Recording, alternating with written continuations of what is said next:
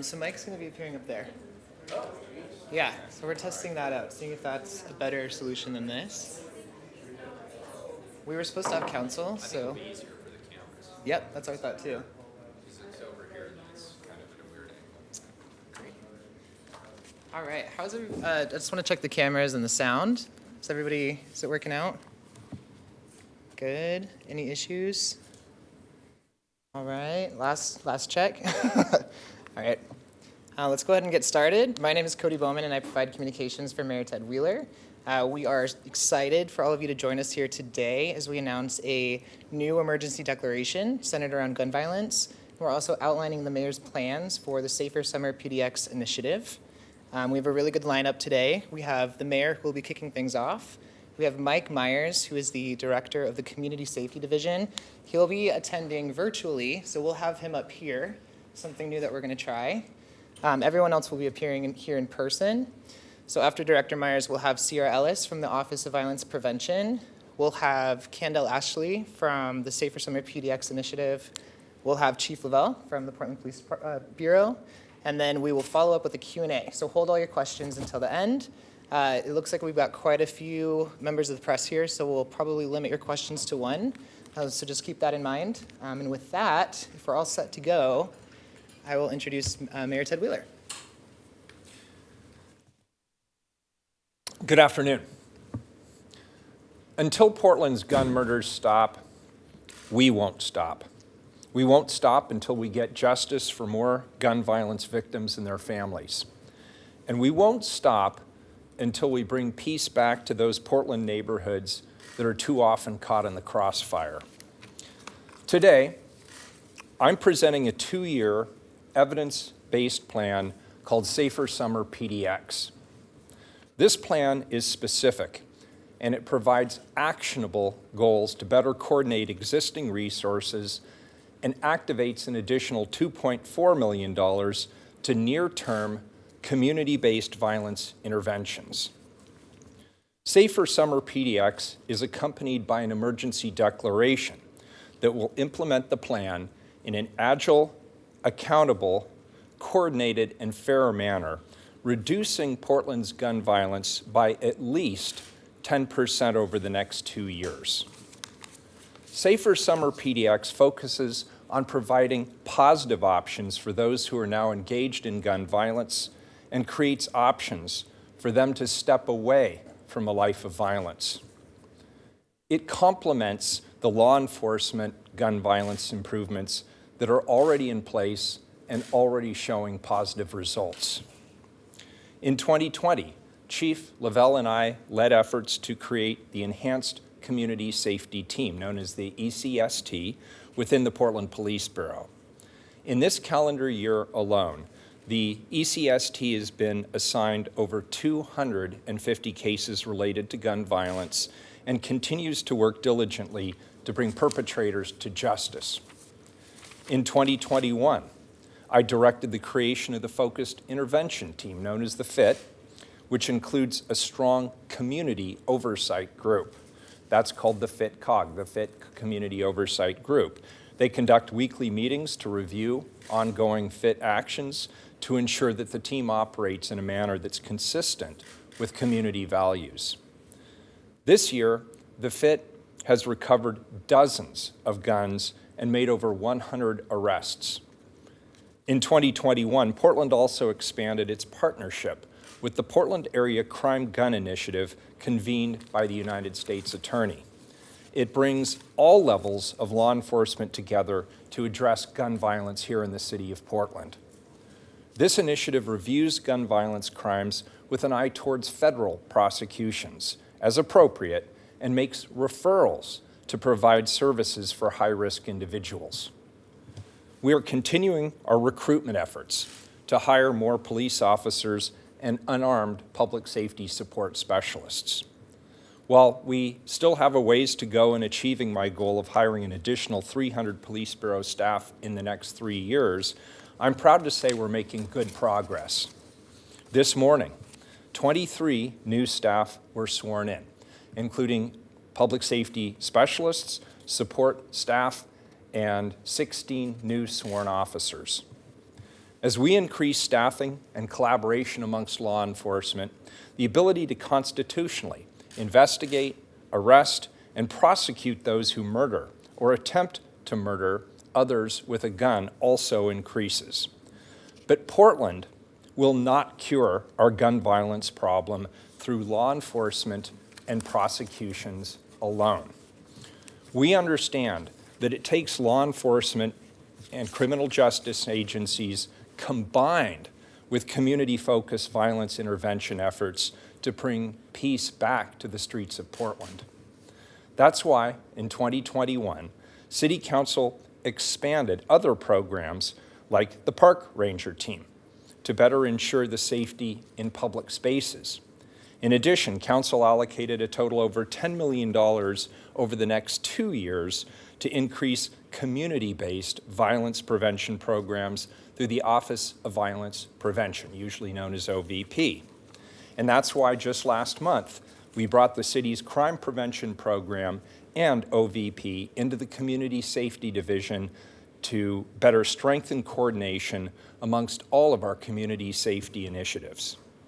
Each of these efforts are extremely important elements to addressing this deadly issue. And yet, despite these and other community safety improvements, gun violence in Portland continues to increase. To improve our results, we needed a deeper understanding of the exact nature and the drivers of Portland's gun violence.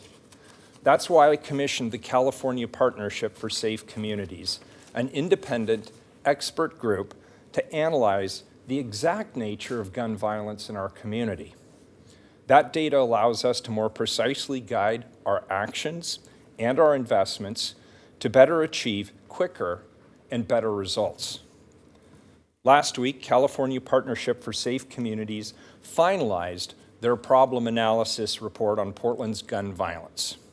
The research findings are sobering, but it provides us with the actionable insight that we need to tweak and change and create better solutions moving forward.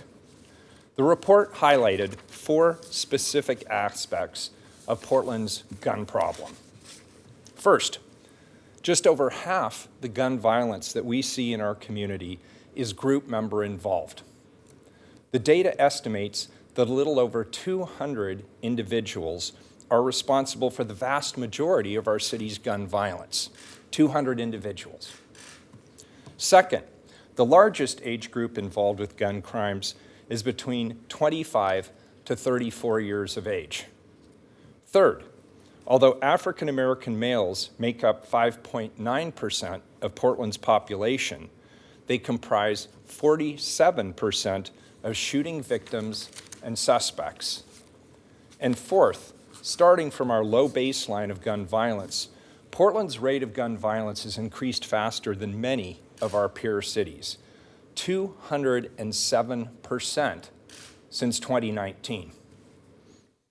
Our 2-year plan, Safer Summer PDX, along with its partnering emergency declaration, which is designed to fast-track plan implementation across all of our city bureaus, is built on these new research findings.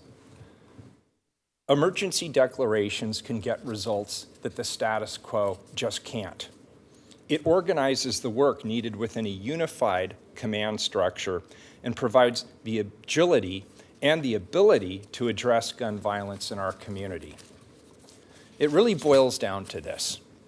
The Safer Summer PDX plan is the start of a 2-year plan to reduce gun murders by at least 10% over the next 2 years by increasing effective community-based violence interventions. First, based on the data that we now have, we know that almost 200 people are actively involved in local gun violence in Portland. We're going to fund community-based messengers, outreach workers who are not connected to law enforcement or criminal justice programs, to reach out to the small number of Portlanders most at risk of being involved in gun violence in our community. Rather than arrest and prosecute, our goal with this program will be to offer each person at risk of gun violence a meaningful and workable plan tailored to each person's specific needs to prevent them from getting involved with this in the first place. For those already engaged in gun violence, we will provide all that we can to help them decide to stop and leave that life behind. Second, we will be expanding place-based intervention in neighborhoods that are caught in the crossfire of gun violence. Like the pilot effort led by Commissioner Hardesty near Mount Scott, these efforts will work with communities to identify environmental changes that interrupt gun violence. These interventions could include increased lighting, traffic diversion, or the use of non-law enforcement personnel to maintain positive environments in the public spaces.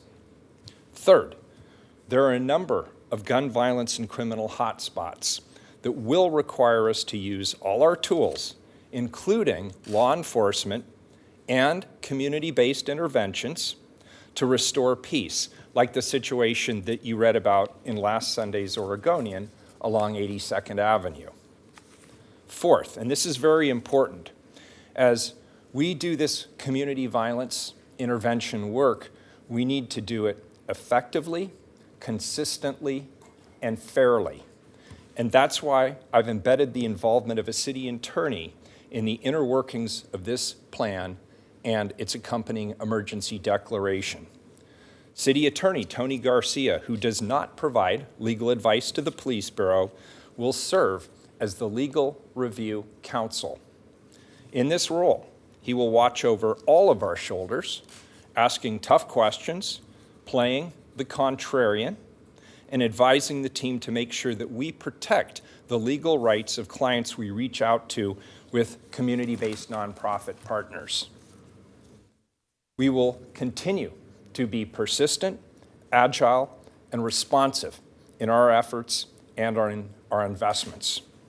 As we learn more about this issue, and as this issue continues to evolve, we will adapt and assess all potential paths forward. The public's expectations are clear, and we've set our goals accordingly. We will not stop until gun violence stops. Before I turn this over to Director Mike Myers, who hopefully will show up there, I want to speak directly to those who are involved in gun violence within our city and to those who might know others who are involved with it. My message to you is this: we do not choose the lives that we are born into. I know that many of you have been dealt an incredible, challenging hand in life, whether that's due to your family situation, the discrimination that you face on a daily basis, or simple mistakes that put you on a rocky path.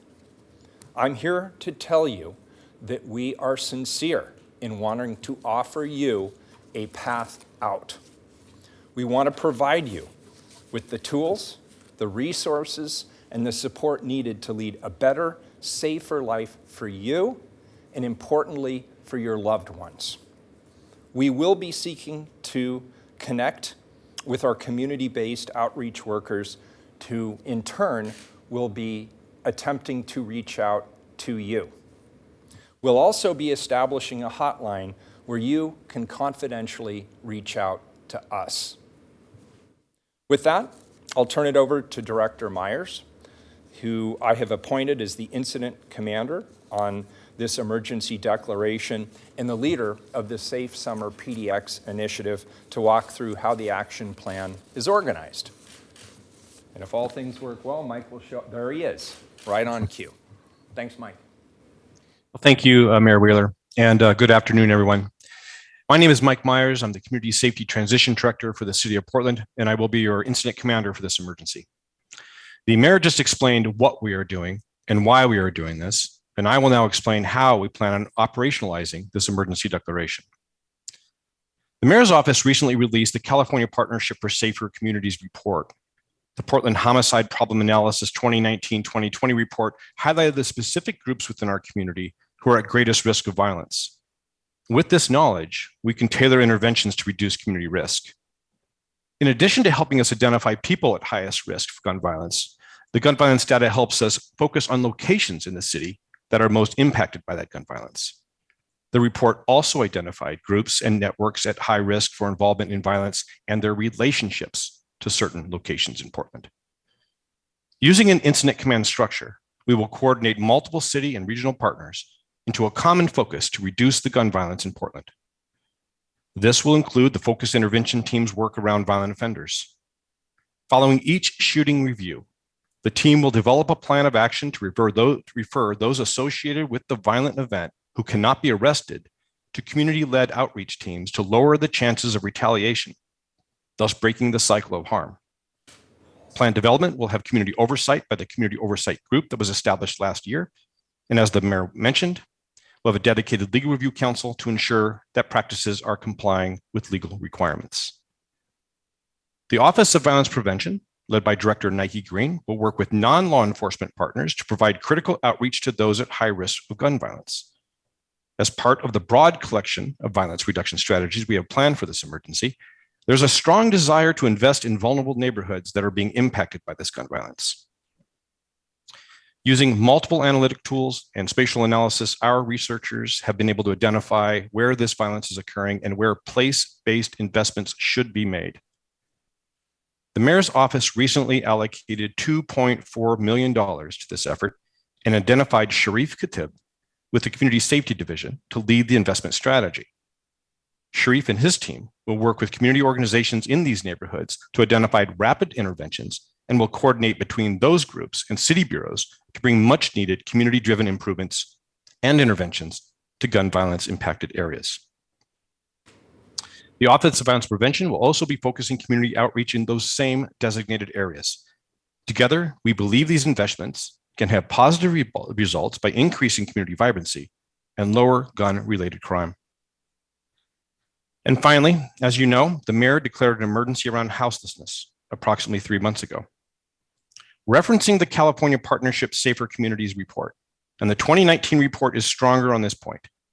It is clear our houseless community is highly impacted by gun violence. We must continue to work to reduce gun-related crime within our houseless communities and continue to provide safer and healthier options for shelter. We've already begun this work with the establishment of the Street Services Coordination Center, led by Nate Takara. Nate and his team have been working diligently to increase sheltering options for houseless individuals in Portland, working directly in the streets to navigate individuals from our sidewalks to shelters and providing safer and healthier option for houseless than living on our streets. We have concentrated our work in Old Town and Downtown. The efforts of this team have already achieved positive impacts in those areas. Collectively, under an incident command structure and by bringing a wide range of violence reduction strategies to bear, we believe we can reduce gun violence in Portland, and we are committed to do so. Thank you. I think I'll turn it over to Sierra Ellis with the Office of Violence Prevention.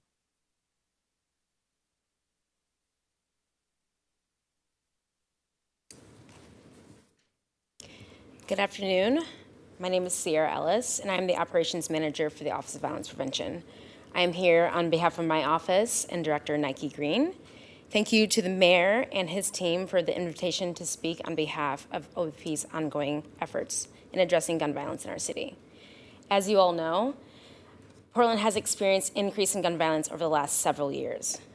The Gun Violence Reduction Ordinance was a great first initial investment council made for communities that have been directly impacted by gun violence. Through the ordinance, OVP has been able to expand our services and resources to support these individuals and families. To expand and support community efforts, OVP was able to provide 5 new organizations with community grants. OVP will continue to focus on supporting community-based organizations and individuals in their efforts to address the violence we are experiencing today. For an example, the Healing Hurt People PDX and Trauma Violence Impacted Family Program, the families and individuals who have been recently impacted by gun violence are connected to various services and resources that range from therapy, relocation assistance, funeral support, and much more. As I stated earlier, to address the issue we are seeing today, there needs to be an all-hands-on-deck approach and requires deep and sustainable investments.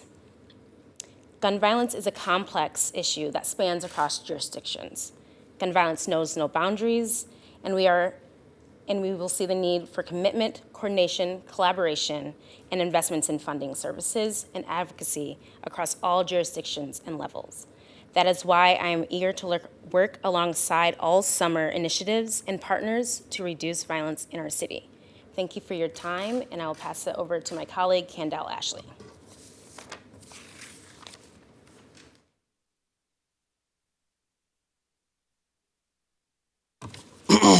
Good afternoon. My name is Candell Ashley. I've had the pleasure of working with constituents in the mayor's office for the past year. I recently joined the Safe Summer PDX initiative as a project manager associate. I was born and raised in Portland. I have seen the good and the bad that this city has to offer. I have lived experience in the realm of gun violence. Shootings and homicides have greatly impacted myself, those around me, and my community. I am joined with my colleague Sharif, who brings over a decade of experience working in counter-violence operations all over the world. Together, our team has a combined experience of global and local expertise to help address gun violence here in Portland. Our team will work with community members that are most impacted by gun violence to help break this cycle. Our work alongside OVP's efforts, Safe Summer PDX efforts, focus on places and groups and communities most affected by gun violence.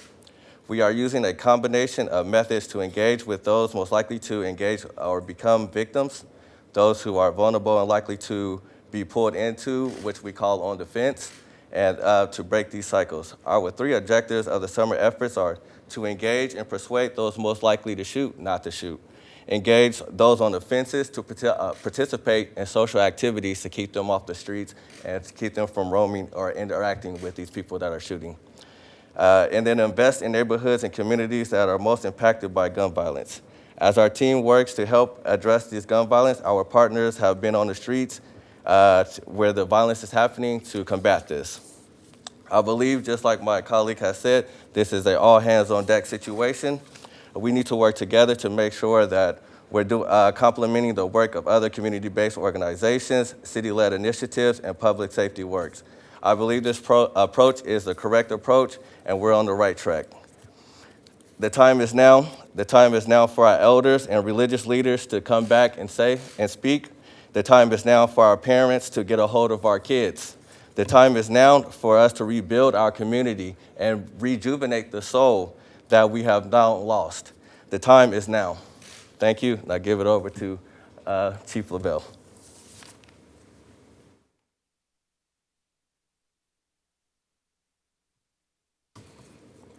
Good afternoon. I want to thank Mayor Wheeler for bringing us all here together to talk about the violence in our community and the trauma that we're seeing on our streets. This violence is heartbreaking for all of us who love our city. To the families and loved ones of victims, I want to express my sympathies and assure you that our investigators are working as hard as they can. First, I want to discuss the Police Bureau and our ongoing efforts to address gun violence. As you know, our Focus Intervention Team, or FIT, started in January of this year, and we now have a fully functioning oversight body, the FIT-COG. FIT is made up of 12 officers and 2 sergeants, and since January 19th of 2022, they have recovered 40 guns and made 104 arrests. I also want to give a lot of credit to our patrol officers. They've recovered guns and continue to make some excellent arrests of violent offenders, including felons in possession of firearms. Our East Patrol officers have been doing some directed stolen car missions. We know there is often a criminal nexus with stolen cars and illegal firearms, and their missions have been very valuable. They did one with our partners in Gresham last week, and another this week, where they made some great arrests. On the investigation side, our Enhanced Community Safety Team, or ECST, works to investigate shooting cases in the hopes of stopping retaliatory violence and holding those responsible accountable. ECST has been assigned 263 cases. They have cleared 70 of those, suspended 115, and remain working 78 open investigations. In May, I made the decision to add investigators to our homicide detail. We added detectives and a sergeant in order to have 3 teams to focus on our current homicides. I often discuss our critical staffing shortage, and we remain at the lowest levels that anyone has seen in the last 2 to 3 decades. However, as the mayor mentioned, today we hired 16 police officers and 1 public safety support specialist. This is the largest new hire event we've had in a very, very long time. Before 2020, our goal had been roughly about 10 a month, and we hope to stick to that goal. We're finding there are a lot of new applicants as well as lateral officers that want to come join the police bureau. We've worked hard to make our hiring process as efficient as possible. We rehired background investigators, and our recruiters have been doing great work. We're looking at the next few months as also being very productive for hiring. Though it takes roughly 18 months before a new officer will be on the street and fully functioning, it still gives us hope that we can rebuild and continue to reshape our innovative agency. Today's a reminder that it's going to take more than law enforcement to address and reduce this surge in gun violence. We value these partnerships and continue to improve our communications to have a focused approach. We continue to meet with our various partners. This week we had discussions with Office of Violence Prevention and the Department of Community Justice on other ways we can direct our efforts. We need this important coordination with other city bureaus, our partners, and community-based organizations to reduce gun violence and ensure people feel safe living and working in our beautiful city. And with that, I think we'll do the Q&A part. Sure. All right, we're going to move on to the Q&A portion. I'm going to invite all the speakers up here together. So if we can have the OVP and Stephanie. We're going to include Stephanie Howard here, who directs community safety for the mayor's office. She'll be available for questions. We'll bring Mike back up on the screen, or Director Myers, excuse me. Hopefully he can get back up there. And let's see, we'll have Kendall and Sharif as well from Safer Summer PDX. Perfect.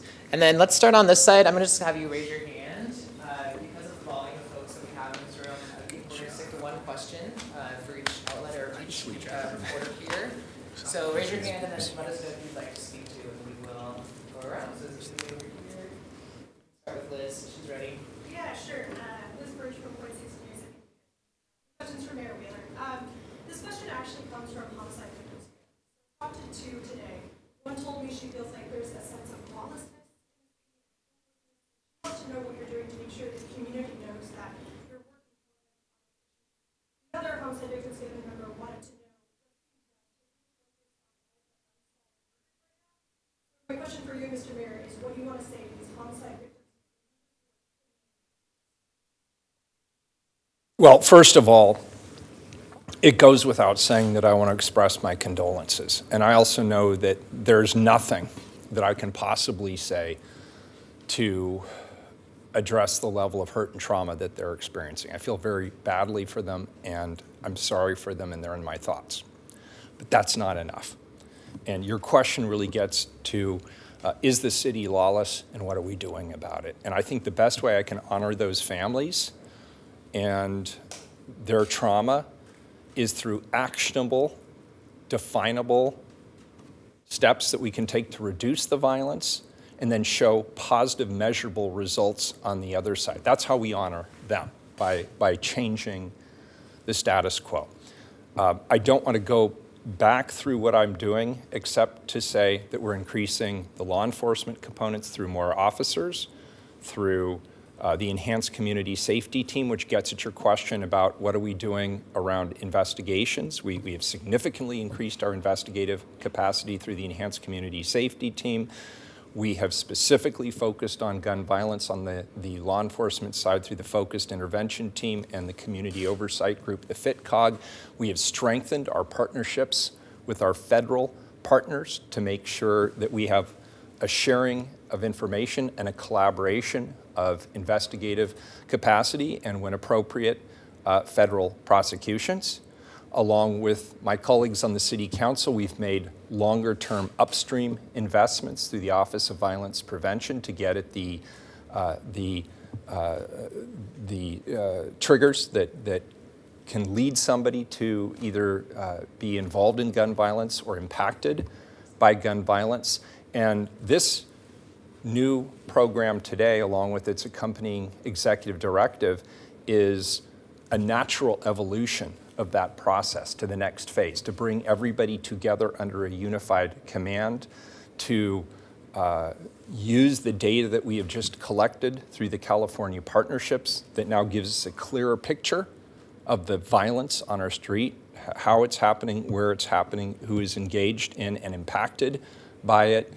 And these are the kinds of things that we're going to continue to do going forward to address this. I think the chief probably has something he'd like to add to that, but what I want the families to know is we have not forgotten them, and we will not forget them.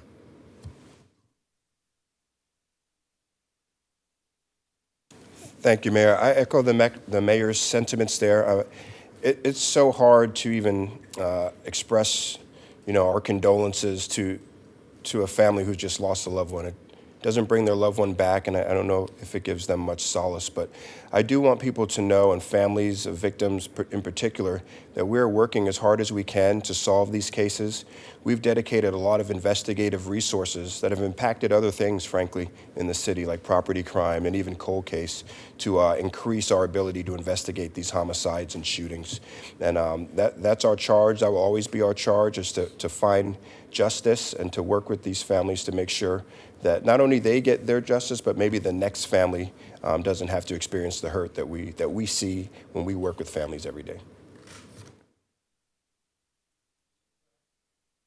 Thomas Maxwell. Mayor Wheeler,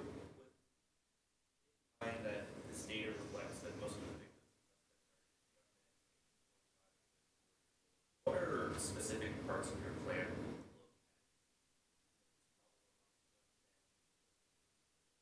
I'd like to turn this over to Stephanie to talk more specifically. She's my public safety expert. But the focus here, even though I've made a personal plea to people to reach out to us, and I've let people know we will attempt to reach out to them, and we hope they will listen, we need credible messengers, and that's a part of this plan, and Stephanie can talk a little bit about that. Sure, thank you for the question. I think there are several different approaches that will be taken through this effort, but the key to them is to finding what is meaningful to these people individually, focusing on what their needs are, whether that's help getting employment, whether that's relocation fees, whether that's life coaching, whether that's educational opportunities. The goal here is to identify the needs of these individuals through this outreach and to try to find ways that the city can help to support them and move them out of this life. And Stephanie, if you could also just elaborate on outreach of people that they are likely to listen to. Yep. Because they already have developed trust. Sure. Yeah, the mayor mentioned credible messengers and the importance of that. And I think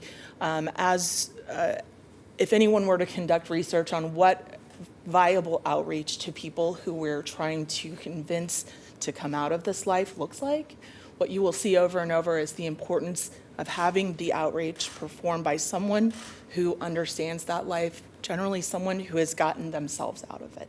And so what we are looking for are opportunities and partnerships where we can find those people to connect them and help to persuade these folks to change. Mike, did you have anything to add to that? No, Mayor, I think Stephanie just gave a good presentation of what we're trying to do. So thank you. All right, thank you, Mike. All right, move on to another question. Go ahead. Hi, Mayor Wheeler, Evan Watson, KGW News. The California Partnership Study showed how homicides and shootings more than doubled between 2019 and 2020. Laid out today lists a 10% reduction in homicides and shootings year to year. Why is that a lofty enough goal for the city to set, knowing the spike we've seen recently? Yeah, thank you for that. And that number generated a lot of discussion internally as well. We obviously hope to do much, much better than that. But it's also a statement of acknowledgement that there are many factors that come into play. It's a complex issue, and it's going to take time and energy, particularly if you're talking about one-on-one interventions with that group of individuals who are likely to be engaged in or impacted by gun violence. So I see that as a floor, as a baseline. My question is somewhat of a step back. Much of this outreach work, hasn't that been ongoing over the past few years? So how is this, and there's been the Healing Hurt People has been in the hospitals, gang outreach workers on the streets. So what is going to be different with this approach? What's going to be new? And is there much collaboration between who are out there and the community-based groups that are working to do outreach? Yeah, I think, there are several things that are different about this. Number one, this is an addition to the work that's already happening. The emergency declaration provides us with the ability to expedite the way that we target resources and to respond to individual needs like I outlined before as we get that outreach completed. So I think that the biggest part of what's different is our agility through the emergency declaration to identify and respond to the needs as we learn them. I would also say that working and building on the work of OVP through some of the interventions that you referenced, we're looking at additional partners. The emergency declaration provides us, and the $2.4 million that council allocated to this, provides us with additional resources to find more ways to outreach, to find more relevant and meaningful ways to conduct that outreach faster. So I think that's one of the biggest things that is different now. It's a building on to that and the agility that it provides. And if I could I also just add to that? Yeah, I also just wondered how will you identify where that money will go? Great, I'll let you deal with that one in a minute, or somebody else can deal with the money question. So first of all, yes, many of these trusted community partners are in the community already. What's different is now they're under a unified command structure. So we had individuals through the Office of Community and Civic Life. We had the Office of Violence Prevention. The county has its parole and probation officers and the referral services there. Now we're bringing all of these services together on a unified basis so that they can make quick decisions, they can be agile in that decision making, and they can measure their collective results. And if they need to true up or tweak the plan or move into a slightly different direction, they're all sitting around the same table at the same time making that decision collectively. And I think perhaps Sharif would be good to respond to how we identify those opportunities. Yeah, and she had a question about budget as well, dollars. How will the $2.4 million be allocated? How will you decide where that money Yeah, you can hear me through the mask, I hope. Yes. Great.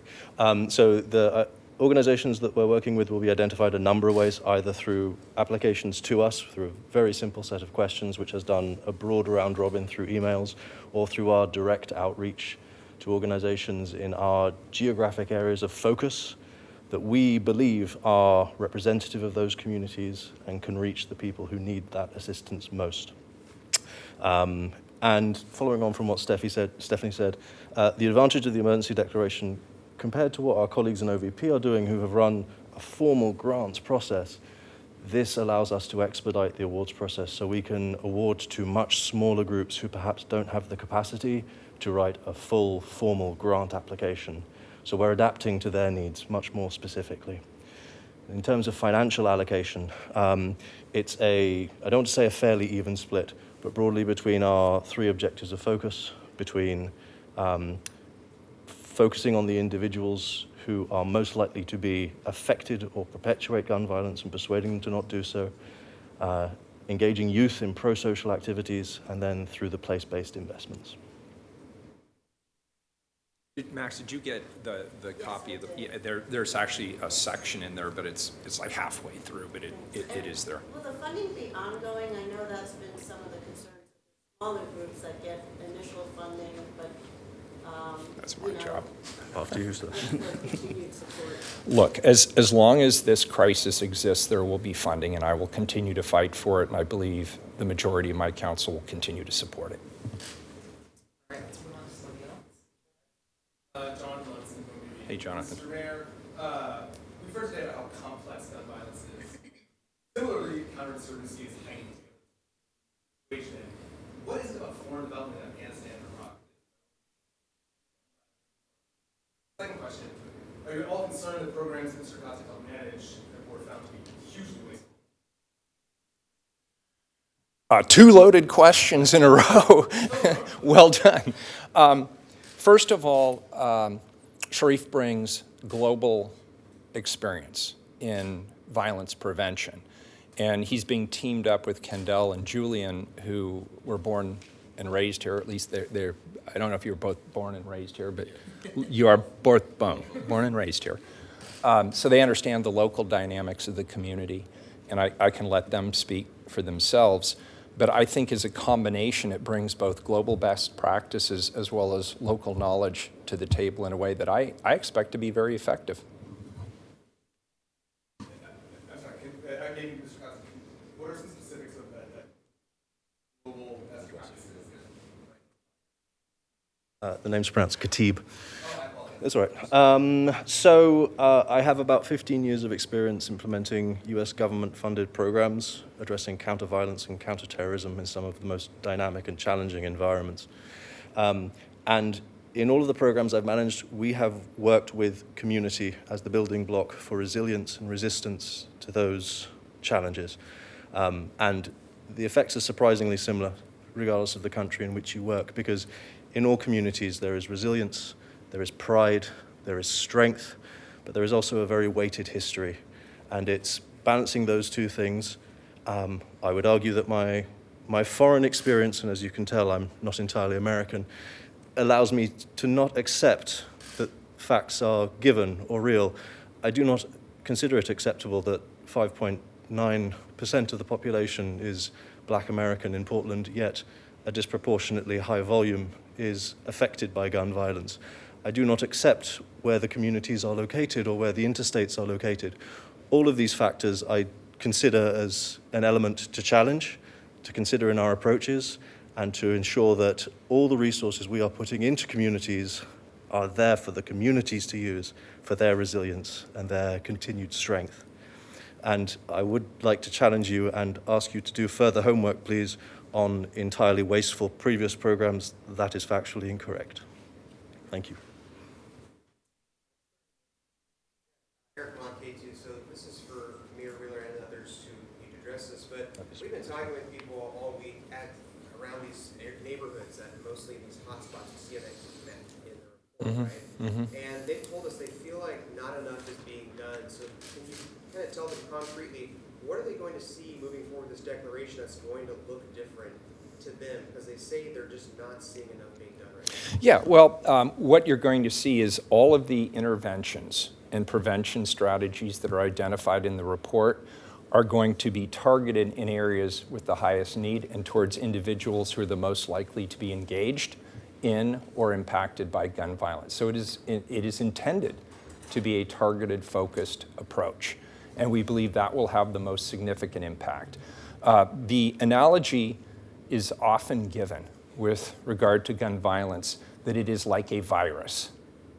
And if it is like a virus and you know that there is a cure for said virus, then you obviously want to connect the cure to those who are exposed to the virus. And given that all of the factual data suggests that gun violence is like a virus and it spreads like a virus, using that same model makes a ton of sense. And so that's what we're attempting to do here. So are they going to see more, in these neighborhoods, right, where we see shooting after shooting, are they going to see more community programs? Yes. Yeah, part of this is working alongside, as I mentioned, some of the environmental factors that can lead to increased gun violence. And we're going to let the community lead us to some of those interventions. If there's a particular park, and I'm making this up, but there might be a particular park that requires more of an intervention from our rangers, or maybe improved lighting, or other types of environmental issues could be addressed. If there are individuals in a particular area where we have a high volume of gun incidents, we may see an increased presence of OVP and some of our other intervention specialists and community organizations working in that neighborhood and meeting with people in that neighborhood and reaching out to people in that neighborhood. Some of it will be visible, some of it will not be. But ultimately, at the end of the day, what we will be judged by in those neighborhoods is, do they see a decrease in gun violence? If they do, they'll know the program's working. If they don't, they'll know it isn't.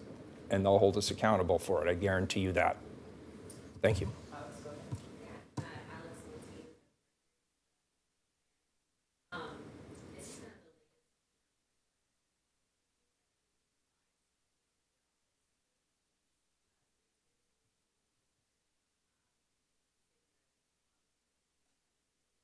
It seems like this is a form of governing that when it comes to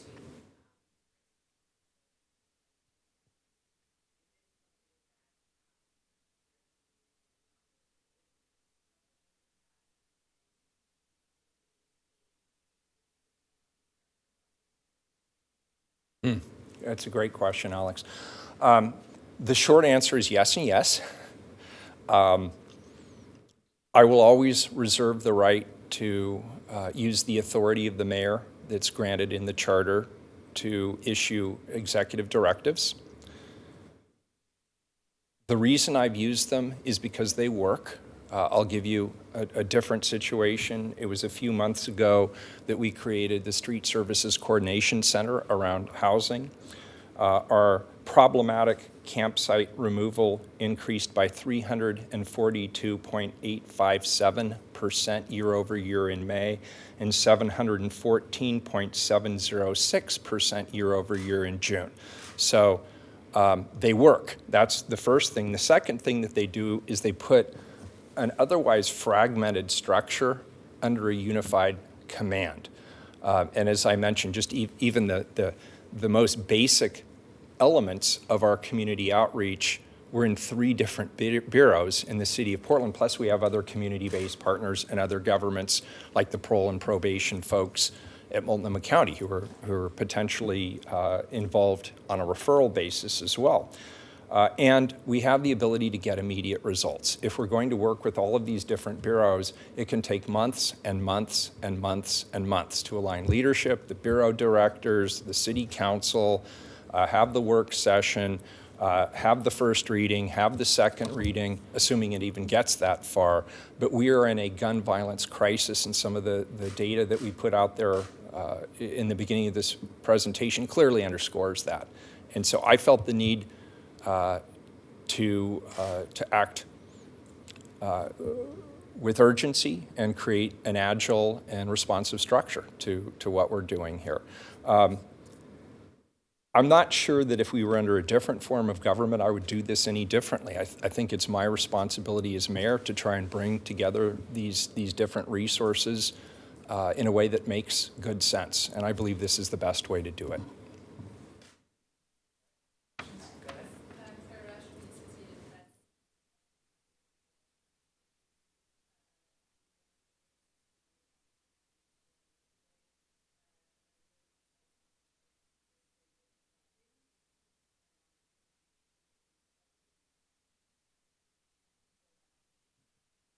Okay. So I can't be specific on the second part today.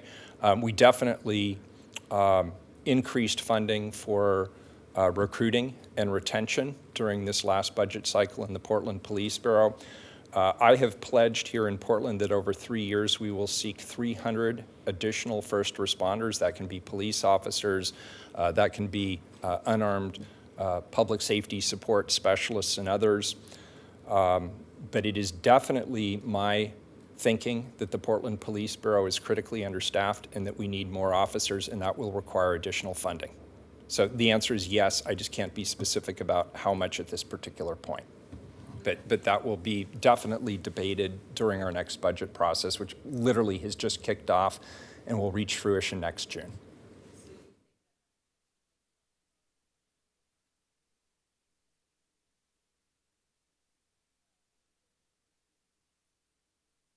I do. I think that public sentiment has changed. I think there is an acknowledgement that good policing does not necessarily equal less or no policing.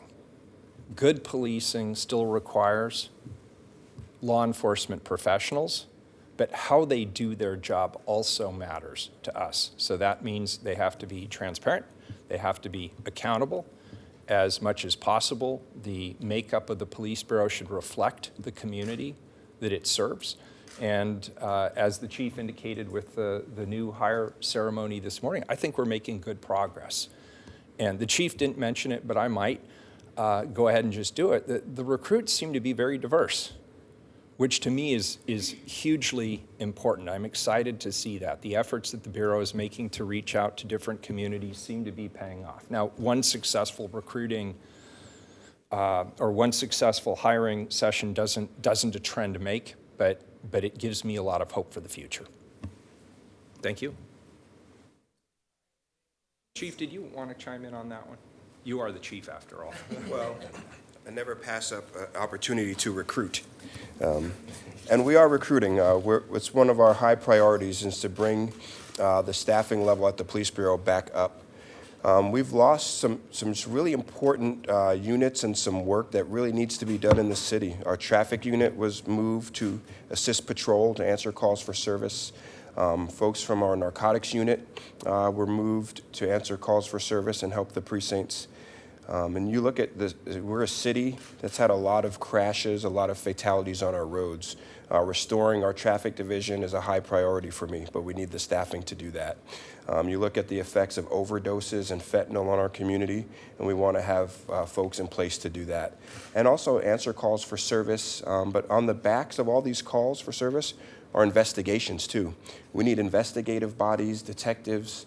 We move people from cold case and property crimes to focus on just this huge rise in gun violence, but that's important work too that needs to get done as well. So we're always looking to hire new people that want to come in and have a heart for service and want to serve the city. Portland's a great place to come do it. Lateral officers and other places that are looking for another opportunity, we're happy to welcome them as well. But I think for us to really do the things that we need to do as a police bureau and give the service that we want to give to our community, we're going to need the proper staffing to do it. One more question, Alex? Just a technical question. I know this plan is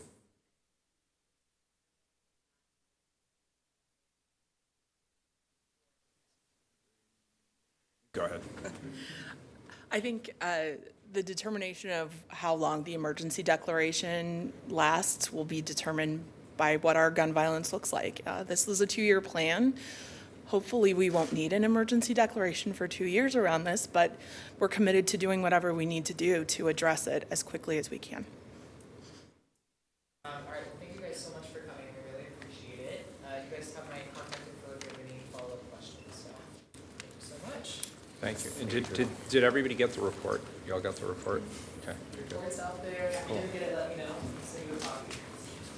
Right. Thank you. Thank you.